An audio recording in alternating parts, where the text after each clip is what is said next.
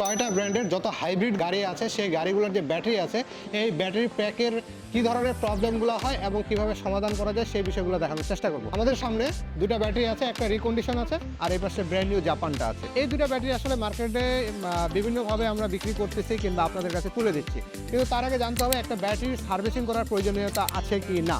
একটা ব্যাটারি যখন আমরা রিকন্ডিশন ব্যাটারি যেহেতু আমরা খুলে এখানে রাখছি, তো একটা ব্যাটারির যে নিকেলটা আছে দেখেন এখানে নিকেলগুলো কিন্তু একেবারে পরিষ্কার দেখা যায়।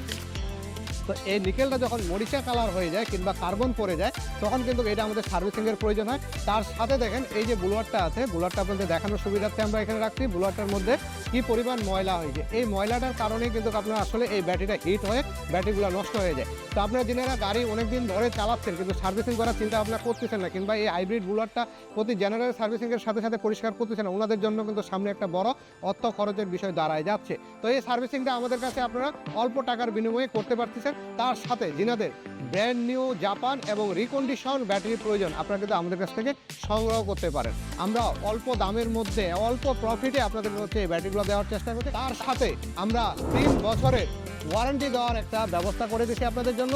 রিকন্ডিশন নেন কিংবা ব্র্যান্ড নিউ নেন, যেটাই নেন আপনাদের জন্য 3 বছরের আমরা ওয়ারেন্টির ব্যবস্থা করে দিই। আপনাদের যদি এই ব্যাটারিগুলো প্রয়োজন এবং হাইব্রিডের বেটার সার্ভিস প্রয়োজন হয় আপনারা আমাদের সাথে যোগাযোগ করতে পারেন। আমরা আপনাদেরকে স্পিড অটো কেয়ার অবশ্যই একটা ভালো সার্ভিস দেবো ইনশাল্লাহ। সবাই ভালো থাকবেন, আমাদের জন্য দোয়া করবেন। ধন্যবাদ।